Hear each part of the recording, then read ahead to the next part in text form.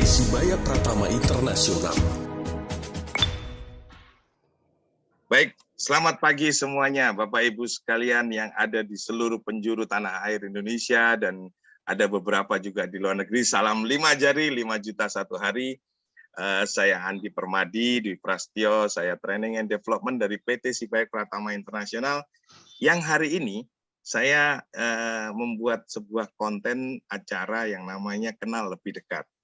Dan pada saat ini saya bersama seseorang yang sangat luar biasa. Kenapa saya katakan sangat luar biasa? Karena beliau adalah salah satu manajer di Guideline yang sudah berhasil mencapai titik manajernya.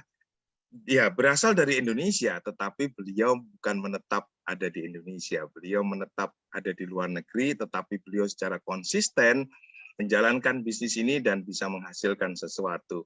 Ya, Bapak Ibu sekalian, saya perkenalkan kepada Anda semua Ibu Nana Karisma. Selamat pagi, Bu Nana.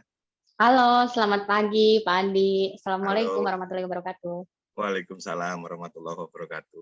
Jadi istilahnya kita ini pengen ngobrol-ngobrol, ya barangkali sepada pengen kenal sama Bu Nana.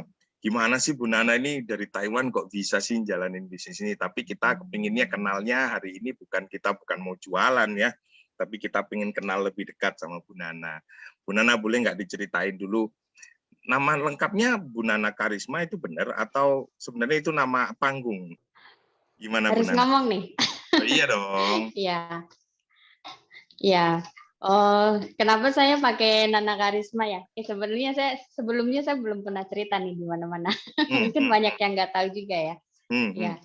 Oh, kalau nama Nana Karisma sebenarnya itu selama di Taiwan aja karena nama aslinya saya kan Nur Hadiah. Tapi karena orang Taiwan itu nggak susah ngomong R gitu, terus dipanggilnya Nana gitu. Jadinya terusan sampai sekarang.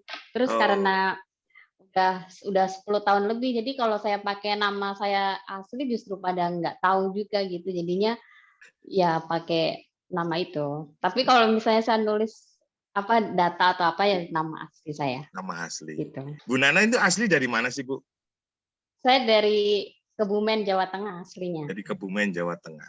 Oke, boleh diceritain sedikit nggak tentang pribadinya Bu Nana? Oh ya, Bu Nana ini luar biasanya karena punya putri luar biasa juga, baru berumur 18 tahun. Beliau juga secara konsisten jalanin bisnis ini ya Bu Nana?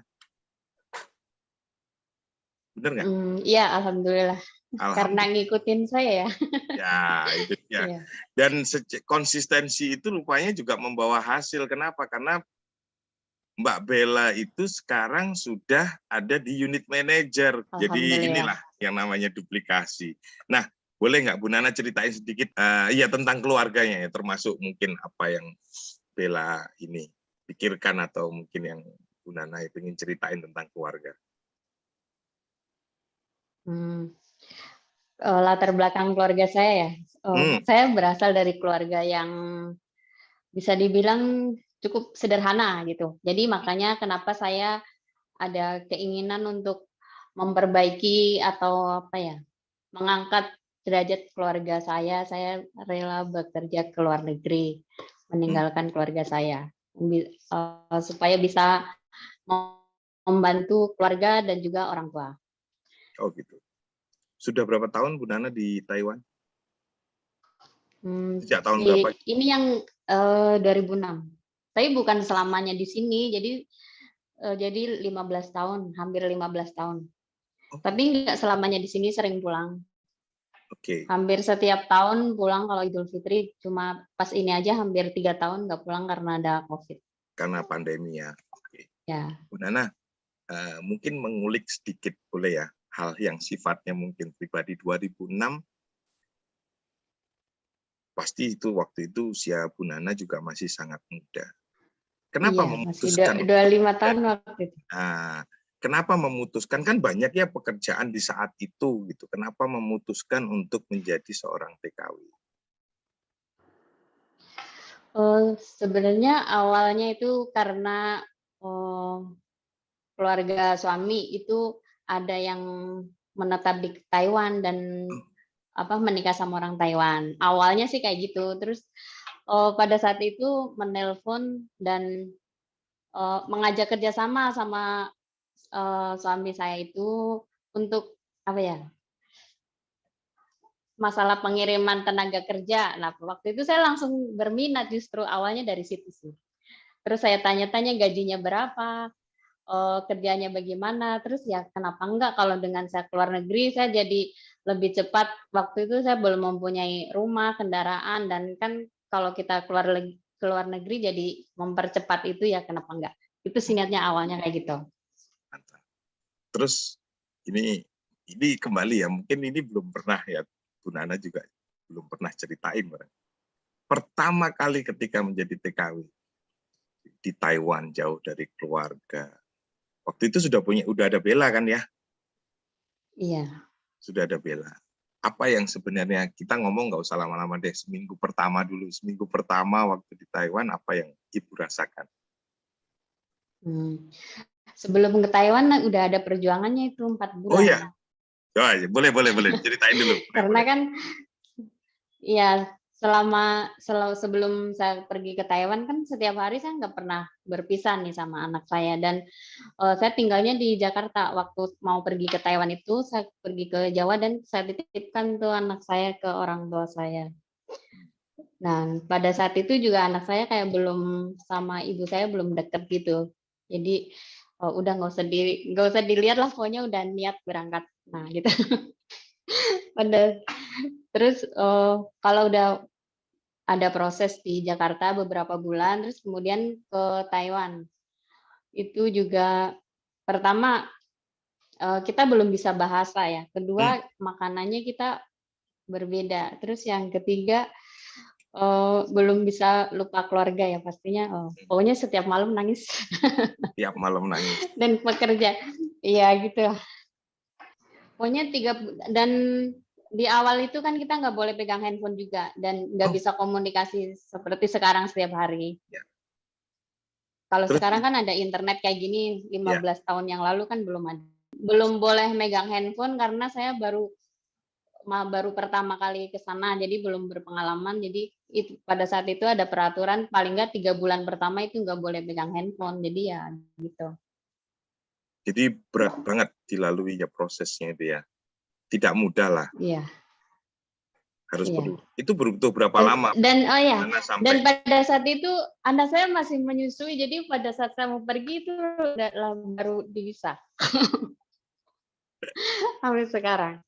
Kita tahu sih apa namanya beratnya sebuah proses perjalanan itu kan juga kita harus ya perlulah itu menjadi kisah. Bu Nana, butuh berapa lama Bu Nana tadi? Saya belum dijawab tuh. Butuh berapa lama sih bisa move on lah istilahnya seperti itu? Di tahun pertama Mas, di tahun pertama. Belum tahun kedua sudah mulai. Saya di bulan keempat baru megang handphone, itu handphone yang biasa aja yang bisa buat SMS-an sama teleponan biasa gitu. Kan 2006 tuh masih handphone masih yang umum ya telepon sama SMS-an aja. Ya. Terus saya juga anak saya masih kecil belum bisa yang teleponan kayak gitu. Ya. Jadi cuma sama keluarga orang tua gitu. Orang tua. Ya, pasti kebayang-bayang terus gitu ya pada waktu itu ya. Ya.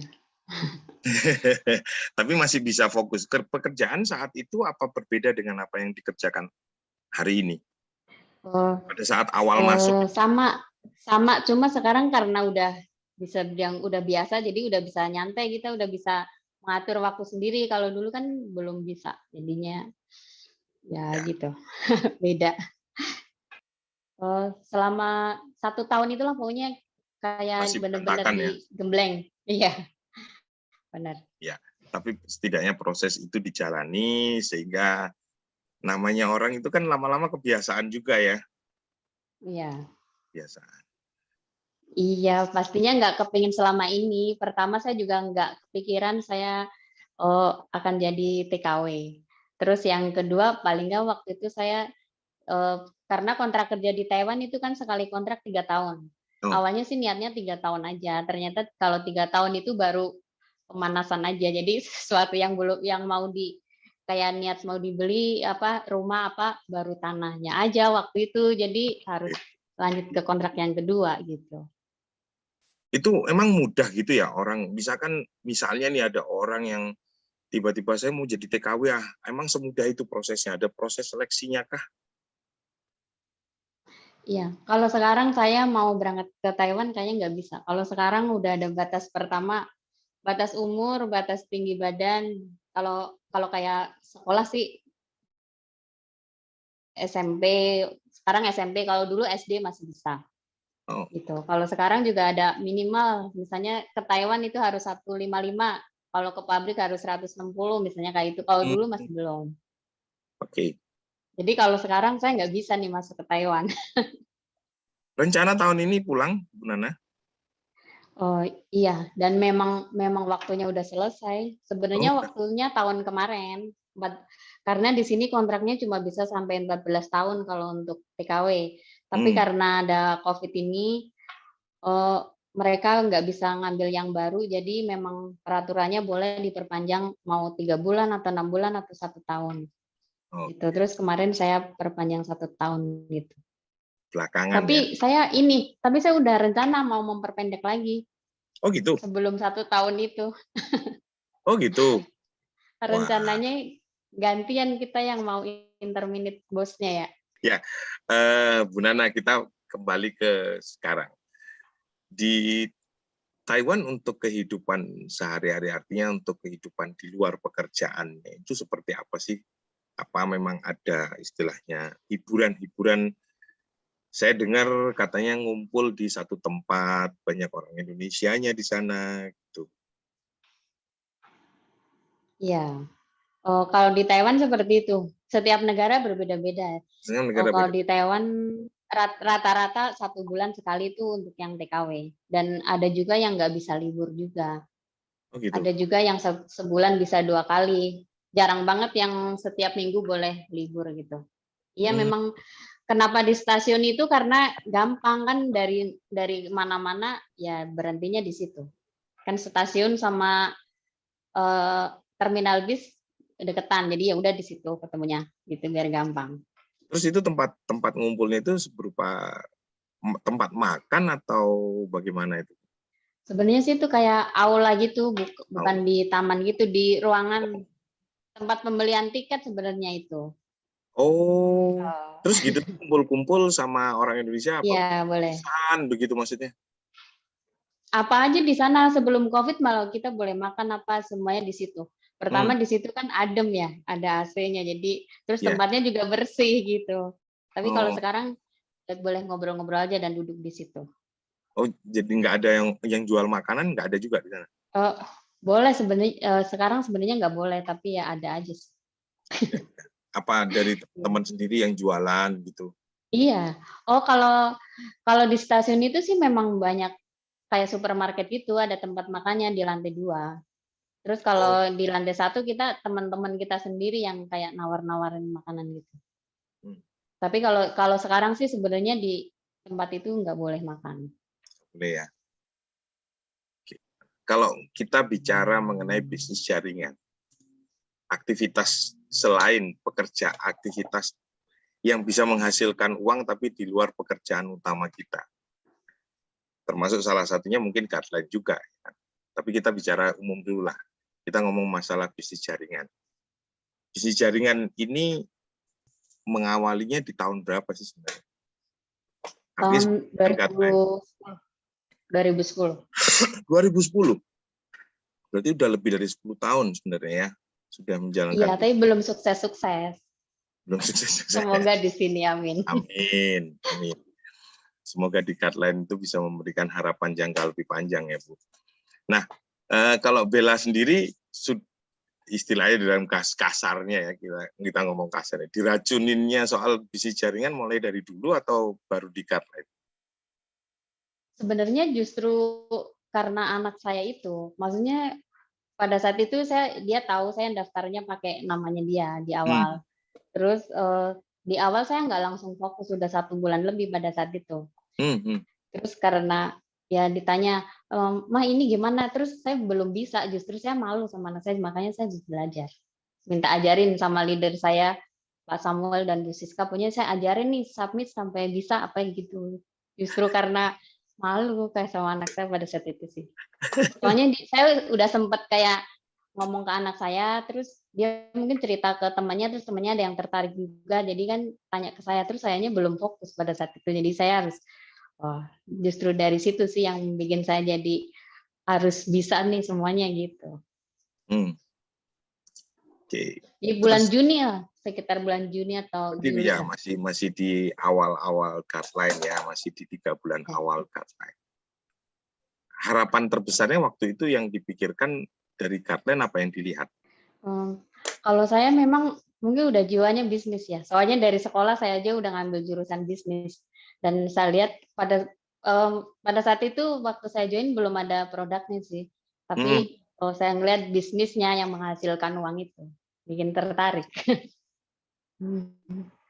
Ada bagusnya di Saya mana kita kayak merasa lebih udah pernah menjalankan yang lebih rumit dari guideline. Jadinya ini marketing plan-nya lebih simpel menurut saya sih. Terus produknya benar-benar bermanfaat semuanya, kacamata, terus ada food support-nya juga, pokoknya produk kesehatan juga. Tapi sebenarnya saya sudah ini kayaknya ucapan saya yang harus saya telan sendiri nih. Saya udah pernah sebelum join Guideline, saya sudah pernah mengatakan saya nggak mau kalau bisnis multi level yang jual-jualan produk lagi nggak mau. Kalau yang lain saya mau. Ternyata di sini udah terlanjur bergabung, ada produknya, gimana lagi ya? Berarti harus jalankan dong.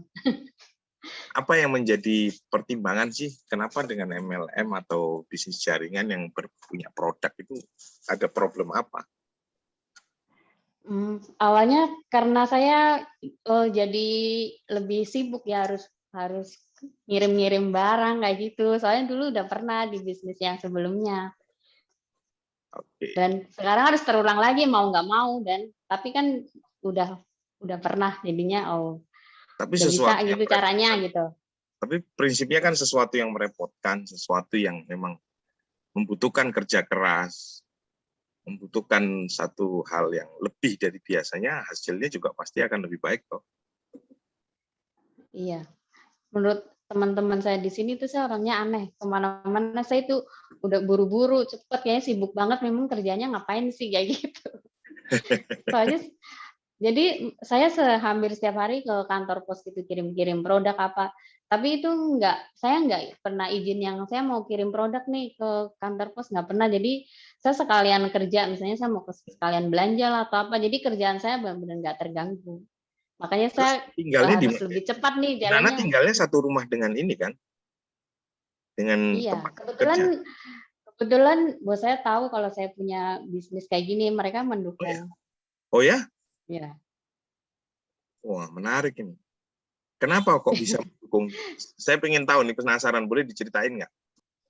Karena mereka juga menjalankan seperti itu, tapi perusahaan yang berbeda. Jadi Maksudnya di Taiwan? iya, Oh ya? malah kayak punya stokisnya gitu, ada, iya. Jadi kalau misalnya saya nge-zoom menurut mereka mungkin ya yang penting kerjaannya nggak terganggu gitu kan. Betul. Tapi Jadi selama saya ini bersyukur tidak banget. terganggu kan? Zoom tiap malam, Ya, karena tiap ya, malam kan kita ada Zoom ya. Itu tidak mengganggu ya. aktivitasnya Bu Nana di sana kan? Ya, karena saya atur sendiri lah waktunya, jadi saya harus kerja lebih cepat lagi nih, harus selesai jam segini biar kalau enggak ya sambil kerja kayak gitu. Kalau memang nggak bisa dicepetin ya berarti harus sambil kerja gitu. Oh, tentang hal-hal yang sifatnya ada di masa yang akan datang. Saya ingin tahu harapan Bu Nana secara pribadi. Apa sih yang diimpikan di masa mendatang? Kita ngomong 5 tahun, 10 tahun yang akan datang. Dari sisi Bu Nana pribadi. Pertama saya kepingin secepatnya nggak jadi TKW lagi, berkumpul sama keluarga, dan tetap mempunyai penghasilan tentunya.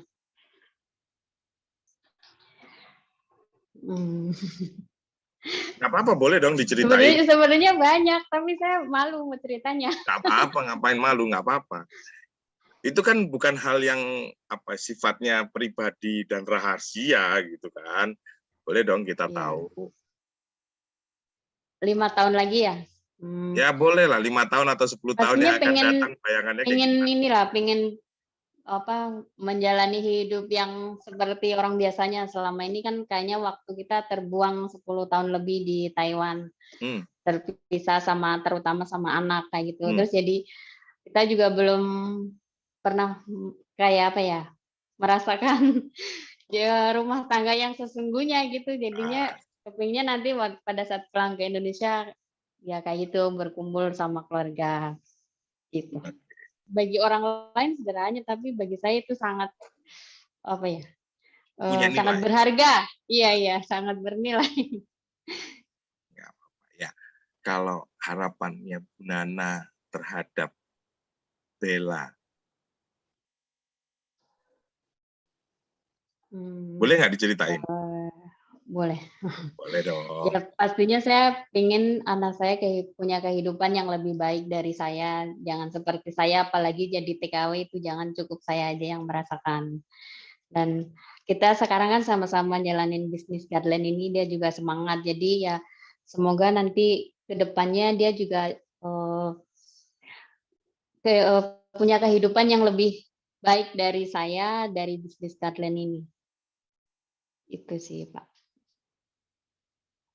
Karena saya nggak pernah memaksakan ke dia harus bagaimana-bagaimana, saya justru kebalikannya, saya mendukung apa yang dia mau. Hmm, Kalau kemauan saya sebenarnya dia harus lanjutin sekolah dong, orang dulu hmm, saya nggak bisa kuliah gitu kan, terus sekarang saya udah bela-belain kerja jauh, udah nyiapin dananya buat sekolah, ternyata dia kebalikan dari saya, dia nggak berminat untuk itu, saya nggak bisa memaksa. Terus karena memang setiap anak kan punya impian masing-masing dan ternyata anak saya impiannya nggak seperti saya itu, beda gitu. hmm. Jadi ya katanya saya nggak perlu kuliah, saya udah karena dia pengennya waktu itu pengen jadi koki, pengen buka apa, punya restoran kayak gitu. Hmm, hmm, Dia bisa belajar sendiri lah, katanya lewat YouTube atau kursus betul, aja nggak perlu kuliah gitu. betul. Ya nggak apa-apa, bukan berarti Bella kan namanya orang sekolah kuliah itu kan tidak terbatas usia kan. Barangkali next ke depannya mungkin Bella punya bisnis atau dia menjalankan bisnis karena terus tiba-tiba dia kepingin apa ya punya ilmu deh tentang apa gitu ya manajemen bisnis ya sekolah dia baru cari sekolah apa yang bisa mengajarkan dia tentang manajemen bisnis misalnya seperti itu. Saya berharap sih kita punya masa depan anak-anak kita ini karena ke depan kita juga akan menggantungkan hidup sama mereka, Bu Nana, bener nggak? Iya benar. Iya, gitu. Oke, Bu Nana, mungkin terakhir kali ada yang mau disampaikan ke teman-teman semuanya mengenai apa sih yang sebenarnya kita yang diharapkan oleh Bu Nana, apa yang diharapkan ya khususnya untuk Garland juga boleh untuk siapa? Silakan Bu Nana.